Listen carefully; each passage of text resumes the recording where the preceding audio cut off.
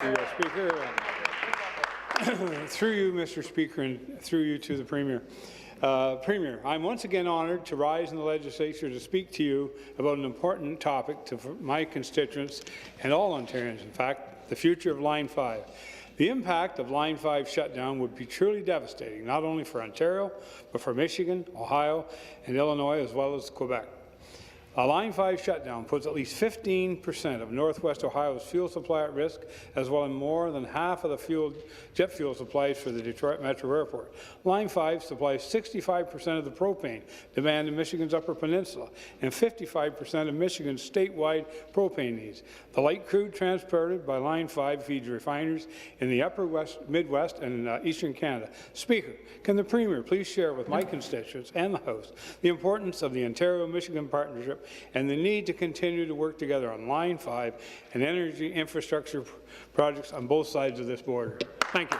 The Premier. I want to thank our great member from Sarnia-Lambton for continuing to fight on Line 5 issue. I first want to take the opportunity to highlight the positive aspects regarding our relationship with Michigan economically and the energy sector as well. Michigan is Ontario's largest export market in the U.S.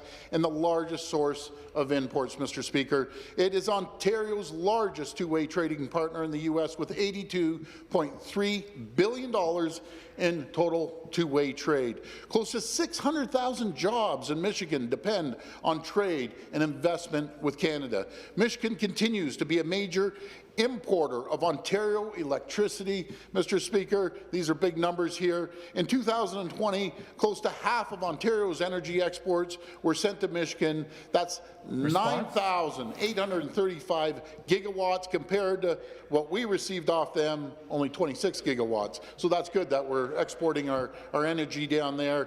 But Mr. Speaker, Thank you. Just one question. Thank you. Supplementary question.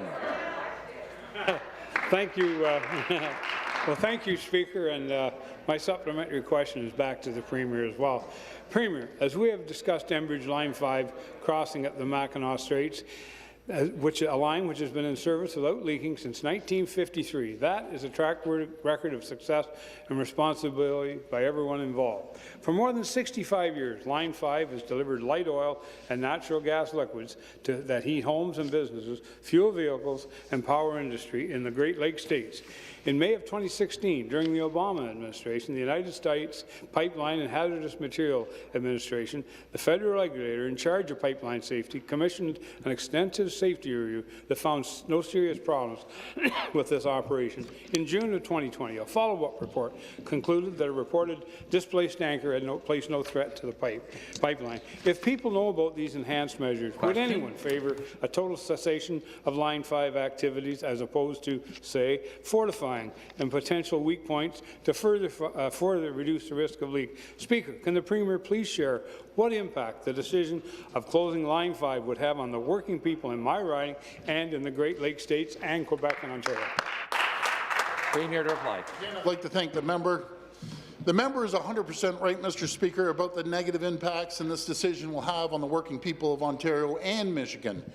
James Williamson, a steam fitter in Sarnia, said the pipeline's potential closure could impact workplaces like his. It would essentially shut down not only his work, but all the reciprocal jobs around the region. And he also mentioned 3 of his brothers also work in the petrochemical industry and would be out of jobs on Line 5 if it's shut down, Mr. Speaker. It would, quote, it would require us to travel and move our families, lift their families up and move them out of the region to maintain income. You know, do you know what's amazing, Mr. Speaker? Never in the history of this province has the pendulum ever swung so far. We now are the representatives of the hardworking private sector unions, and thanks to the Minister of Labour, the relationship he's built up with the steel workers, the steam fitters, the drywallers, the painters. Thank you.